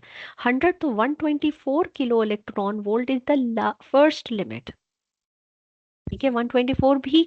और अब इसके ऊपर भी डिबेट किया जाता है कि आप कहते हैं कि जी 124, और कहे कि कोई कहे कि जी 100 इलेक्ट्रॉन वोल्ट की एक्सरेज हो जाए, जी हो जाए फाइन। मैं इसको लोएस्ट लिमिट के अंदर कोई अपनी वो डाल लूं कि गुंजाइश डाल लूं कि चलो इसको भी मैं कंसिडर कर लेती हूँ। कोई एलिमेंट ऐसा है कि जिसके अंदर एक ट्रांजिशन एम अल्फा की इतनी आ रही है। ठीक है, ये जी भी एक एक्सरे है। But general general rule of thumb, आप जनरल कहते हैं कि जी इतने से इतने रेंज में। अब हाइड्रोजन के केस में हमारे पास एक आइडियलिस्टिक सिचुएशन में, मैंने आपसे एक सवाल पूछा कि क्या हाइड्रोजन के अंदर एक्सरेज प्रोड्यूस हो सकती हैं? जी हो सकती हैं, कॉन्टिन्यूस एक्सरेज प्रोड्यूस हो जाए। कैरेक्टरिस्टिक एक्सरेज के अंदर हाइड्रोजन की जो एनर्जी है, पहला इसका एनर्जी लेवल -13.8 इलेक्ट्रॉन वोल्ट है, फिर उसके बाद 8.5 आ जाता है। ठीक है, जो नेक्स्ट सेल है, अब उसके पास है ही एक इलेक्ट्रॉन। अब वो एक इलेक्ट्रॉन यहाँ से ऊपर ट्रांजिट कर जाए, एनर्जी आई थी, ट्रांजिट कर गया, लेकिन जब वो नीचे जंप करेगा तो क्या वो रेडिएशन इमिट नहीं करेगा? वो रेडिएशन इमिट करेगा। ठीक है, अब उन रेडिएशन को क्योंकि मैंने एक्सरे सेटअप रखाया हुआ है, मैं इमिट कर रही हूँ, तो मैं क्या उसे डिटेक्ट कर सकूंगी? उसकी एनर्जी निहायत कम होगी, उसकी इंटेंसिटी निहायत कम होगी। ठीक है, वो इसलिए तकरीबन सवाल ये था। 91 जी 92 नैनोमीटर कम से कम मतलब कर। जी जी। ठीक है, तो जिसका मतलब है कि हम जब लोअर एलिमेंट्स की बात करते हैं तो ये आपको सिग्निफिकेंट डाउनफॉल देते हैं कि आप इनके अंदर से एक्सरेज ना तो प्रोड्यूस कर सकते हैं, ना इनको एक्सरेज के थ्रू डिटेक्ट कर सकते हैं। दैट इज वाई मोसलेस लॉ आपको ये बताता है कि जब आप अपना, आपने टारगेट सेलेक्ट करना है, go for higher elements, higher atomic number elements, क्योंकि ये आपको एनर्जेटिक एक्सरेज देंगी जो कि आपके लिए इस्तेमाल भी करना है। लेकिन आइडियलिस्टिक सिचुएशन के अंदर बाय लॉ बाय प्रिंसिपल मैं सारी ऑड्स को सेटिस्फाई करती भी जाऊं, और मैं कहती हूँ क्या हाइड्रोजन एक्सरेज प्रोड्यूस कर देती है? जी कर सकती है, जी कर सकती है। जी ठीक है, पहले सवाल तो आपको वो होता है ना कि भाई आपने इसको सॉलिड स्टेट में लेके आना, आपकी सारी एनर्जी इधर निकल जाएगी। अब अगर मैं कहूँ कि जी क्या हाइड्रोजन को सॉलिड फॉर्म में लेके आया जा सकता है, वहां पे ही सवाल खत्म हो जाएगा, नहीं जी नहीं लाया जा सकता। आपको ये वैसी सेटअप को इतना ठंडा रखना है कि हाइड्रोजन सॉलिड स्टेट में रहे। अगेन मैं इसको आइडियलिस्टिक स्टेट में कहती हूँ, नहीं जी मैं लेके आ गई हूँ थ्रू सम एक्सपेरिमेंटल प्रोसीजर जो कि अभी तक जिंदगी में नहीं डायग्नोज हुआ, तो मैं कहती हूँ नहीं मैं ले आई हूँ इसको। ठीक है, आप बताएं कि जी एक्सरेज प्रोड्यूस होंगी कि नहीं होंगी। हाँ मैं कहती हूँ हाँ ठीक है, हो जाएंगी, हो सकती है, पॉसिबिलिटी है। अब वो जो एक्सरेज प्रोड्यूस जिनको मैं क्लासिफाई भी कर रही हूँ कि एक्सरे क्या उनकी एनर्जी कम है या ज्यादा है, उनकी एनर्जी निहायत कम है, निहायत कम है। They may not be even a candidate for to be characterized as an X-ray. ठीक है, समझ आई कि नहीं? जी मैम। वो जो आपसे पहले बंदे थे वो, बेटे आपका नाम मुझे नहीं पता, आप बताएं आपको समझ यस आई है कि मैम, नहीं? शयान अहमद मैम। ठीक है, अच्छा शयान चले, अहमद। ओके ठीक है। तो ये सारी जो चीजें थी ये एक्सरे से रिलेटेड थी। अब ये कॉमन चीजें हैं, जब ये x-rays as a incoming beam भी है, x-rays as an outgoing beam भी है। ठीक है, अब इम्पॉर्टेंट चीज जो थी वो ये थी कि आप इसको अंडरस्टैंड करें। ठीक है, और जैसे यहाँ पे लिखा हुआ भी है कि अगर ये तो हम एक्सरेज, अगर आप देखें silicon and carbon are not detected by x-rays, the energy of this in fact very in fact for the I will tell you the reason, but ये XRF is one characterization which completely relies on X-rays. Then there is XPS जिसके अंदर आपके पास incoming beam X-rays है, outgoing beam electrons है। अब incoming beam X-rays ने excite करवाना है या इलेक्ट्रॉन्स को नॉकआउट करवाना है। ठीक है, इसी तरीके से जब आपके पास SCM है उसके अंदर EDX है, एनर्जी डिस्पर्सिव स्पेक्ट्रोस्कोपी, वो एक्सरेज पे रिलाई करता है। तो अगर आप एनर्जी आप सॉरी एक्सरेज की बेसिक्स नहीं पढ़ेंगे तो ये सारी कैरेक्टराइजेशन टेक्निक्स आपके लिए बड़ी कॉम्प्लिकेटेड हो जाएंगी। तो इसलिए बेहतर है कि इन सारी चीज़ों को अच्छे तरीके से समझ लें, एनालाइज कर लें, और उसके बाद we can move forward towards the new topic which is X-ray photo electron spectroscopy. So अगर हम देखें X-ray photo electron spectroscopy, what does it mean?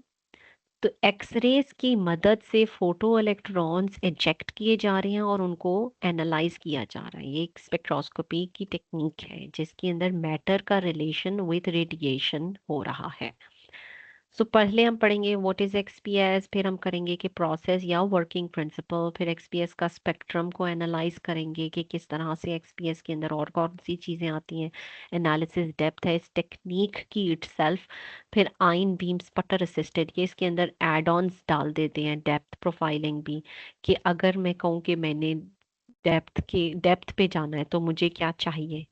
फिर आप इस ये भी सॉरी ये भी आ गया, ये भी एड ऑन इसके अंदर आ जाता है कि अब आप उसको थोड़ी सी वेरिएशन करके XPS के अंदर से और बहुत सारी चीज़ें कर सकते हैं।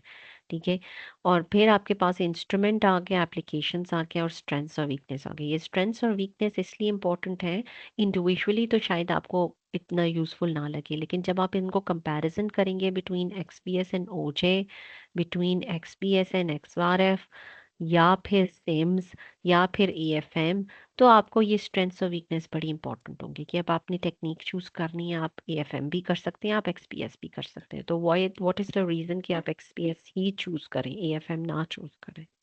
ठीक है, okay, so any question so far? Ma'am, जी, ये जो सिलेक्शन रूल में हमने एक बात की ना कि डेल्टा एल हमारे पास +-1 के बराबर होनी चाहिए, तो ये हम किस बेस पे करते हैं, या ये किस बेस पे हुआ है, ये रूल्स लगाए गए हैं? बेटे अगेन ये प्रोबेबिलिटी बेसिस पर है। ओके, वहां पे delta L, change in L which is the angular quantum number, वो आपके पास +-1 ही हो सकता है, 0 नहीं हो सकता, जिसका मतलब है S से S के अंदर ट्रांजिशन नहीं हो सकती। ठीक है, 0 का मतलब ये, इसी तरीके से इसके S से इसके S में ट्रांजिशन नहीं हो सकती, इसी का मतलब है कि इसके S से इस S में ट्रांजिशन नहीं हो सकती। probability of occurrence of these x-rays कि यहाँ पे 2 इलेक्ट्रॉन्स हैं, यहाँ पे 2 इलेक्ट्रॉन्स हैं और यहाँ पे 2 इलेक्ट्रॉन्स हैं, इनमें से अगर एक वैकेंसी क्रिएट हो गई है तो ये वाले अपनी वैकेंसी क्रिएट नहीं कर पाएंगे। ये नॉर्मली प्रोबेबिलिटी के साथ साथ एनर्जेटिकली फेवरेबल होना या नहीं होना, ये इन बेसिस पे ये रूल्स बने हुए हैं। और टू बी ऑनेस्ट ये ह्यूमन मेड नहीं है, ये सिर्फ स्टडी करके रूल्स को बनाया गया है कि ट्रांजिशन हो ही नहीं रही। मतलब मैंने और आपने तो नहीं रोका ना इन इलेक्ट्रॉन्स को कि बैठो कि जी भैया आपने खबरदार जो आप इधर से हिले, ऐसा तो नहीं किया हमने तो वो तो कैस्केड इफेक्ट है, वो तो जहां मर्जी जो मर्जी उठ के चल पड़े, ये तो उनकी है। ये हम देखते हैं कि हो नहीं रही कि क्यों नहीं हो रही और कैसे नहीं हो रही, उनका क्या रूल्स है। तो कैसे नहीं हो रही, तो ये हमने रूल्स निकाल लिए कि भाई ऐसे हो रही हैं और ऐसे नहीं हो रही। अब क्यों नहीं हो रही, क्या एक रीजन प्रोबेबिलिटी है कि there is it is not likely, और वो इसलिए नॉट लाइकली कि 2 इलेक्ट्रॉन्स के अंदर से एक वैकेंसी क्रिएट होके जाना, इधर तो चलो एक वैकेंसी है ही है due to knocking off electron आ गई, एक इलेक्ट्रॉन को बिल्कुल हिट किया और वो भाग गया। अब इसके अंदर वैकेंसी प्रोड्यूस होना इम्पॉसिबल है, वाया या एक्सरे इधर से एक्सरेज रिलीज करना पॉसिबल नहीं, क्योंकि 2 में से अगर एक इलेक्ट्रॉन चल बसा तो फिर तो बड़ा मुश्किल हो जाएगा। ये बिल्कुल उसी तरीके से वैलिड है जिस तरह से प्रोबेबिलिटी इसके अंदर पी के अंदर 1/2 के अंदर 2 थे, इसके अंदर 4 है इलेक्ट्रॉन्स। इसकी प्रोबेबिलिटी अकरेंस की कम है, इसकी प्रोबेबिलिटी अकरेंस की ज्यादा है, तो इसके अंदर से ज्यादा लाइकलीहुड है।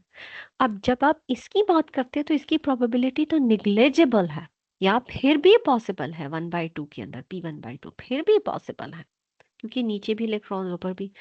इसकी प्रोबेबिलिटी ऑलमोस्ट निग्लेजिबल हो जाती है। s is the closest to the nucleus in K shell, and when it comes to other shells L AP, तो एस की एनर्जी बहुत ज़्यादा स्ट्रांग होती है। एस एक बैलेंसिंग फोर्स करती है कि इसके अंदर स्फेरिकल शेप ही है और एक 2 ही इलेक्ट्रॉन्स हैं। इसके अंदर अगर आपने एक इलेक्ट्रॉन को निकलवा दिया तो एक वो एक बैलेंसिंग इफेक्ट हो जाता है, वो पॉसिबल नहीं, वो खत्म हो जाता है, क्योंकि एक पॉजिटिव स्पिन एक नेगेटिव स्पिन।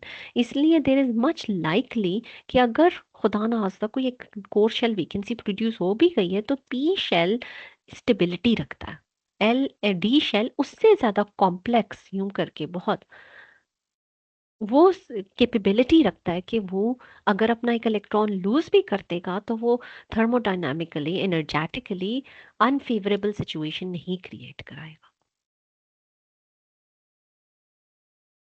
ठीक है बेटे। ठीक है। अच्छा चलिए, I think let's just start with XPS in the coming class इंशाल्लाह। ठीक है। और क्विज कैसे करें, अब क्विज अगले हफ्ते फिर करते हैं, अगले हफ्ते कर लें क्विज इन सारी से, क्योंकि आपका मिड हाँ से पहले सिर्फ एक ही क्विज हुआ है ना। आई वांट कि एक क्विज आपका हो, कम से कम 4 क्विजेस तो हो। अगर अभी से हम जी तैयारी करेंगे तो कुछ होगा। जी मैम कर ले ये लेट मी मैं सी, आपके अब फाइनल्स का कोई पता है कब है? अप्रैल, मई, मई के एंड में होते हैं ना? मई के एंड में होंगे जी मैम। तो ये एक हफ्ता आपका इन वे गुजरा है, तो इस हफ्ते के बाद 1 2 3 4, नॉर्मली 8 या 7 वर्किंग वीक्स होंगे डिपेंडिंग अपॉन जो भी कहीं सामने भेजा है, एग्जैक्टली मुझे नहीं पता। लेकिन अगर 8 वर्किंग वीक्स हैं तो ये एक हफ्ता गुजरा, तो अगर इधर क्विज हो गया फिर इसको छोड़ के इधर क्विज हो गया फिर इसको छोड़ के इधर क्विज हो गया, तो फिर इट्स पॉसिबल हम अगर अगले हफ्ते भी क्विज करते हैं तो पूरा एक्सपीएस 11th को ही क्विज, मतलब जैसे 10th को ही क्विज कर लें, फिर हम 24th को ही क्विज कर लें, फिर हम 8th को ही क्विज कर लें, 3 क्विजेस हो जाएंगे। हो सकता है 22nd सेकेंड लास्ट वीक और लास्ट वीक ये हो। ठीक है, तो let's just have quiz in maybe the next week और द नेक्स्ट उससे भी नेक्स्ट वीक। ठीक है, ये असल में मैं इसकी ओके मैम। स्लाइड्स कम ही है, ज्यादा नहीं है, इसमें कोई खास चीज पूछने वाली है भी नहीं। ठीक है मैम क्विज बेटे। फ्राइडे को कर लेंगे। आ,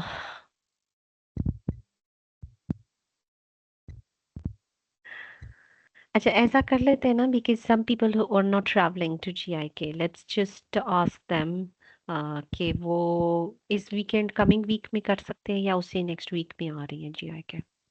तो for me it's no problem कि आप या तो 10th को कर लें या 17th को कर लें, दोनों पॉसिबल है हमारे लिए,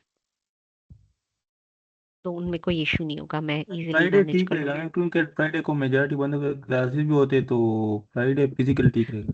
अच्छा असल में थर्सडे, कमिंग थर्सडे जो है ना वो हमारा वैसी ट्रिप है डॉक्टर उस्मान की क्लास के अलावा भी, और एक क्लास मैंने वैसे भी रखनी थी बाकी सारी लैब्स विजिट के लिए, तो कमिंग थर्सडे तो वैसे ही है।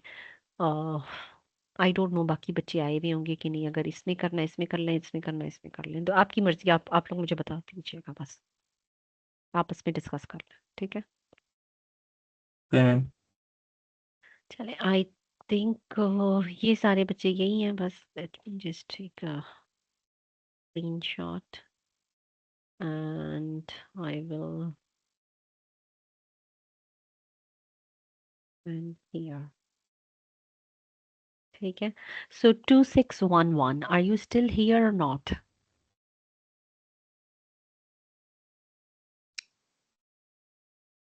यस मैम, कहाँ थे पहले? यहीं पर था मैम। आपको तो हमने कई दफा आवाजें लगाई लेकिन आप गायब थे, और हमने आपको एब्सेंट की वो भी सुना दी सजा। मैम नहीं हो रहा था, थोड़ा हाँ वो इशू चल, नहीं बेटे, आप कनेक्ट इधर नहीं हो। थे अगर कनेक्ट ना होते तो आप गायब होते यहाँ से, इतनी इतनी कॉमन सेंस तो हम में है। अगर कनेक्ट ना होता ना तो आप टीम्स पे नजर ही ना आते नहीं हमें। मैम, वो इस तरह था, इसमें इशू आ रहा था ना, तो आवाज नहीं आ रही थी, इस तरह का इशू आ रहा था, नेट का मसला था मेरे ख्याल में। चलिए ठीक है जी, thank you, see you next class इंशाल्लाह, अल्लाह हाफिज।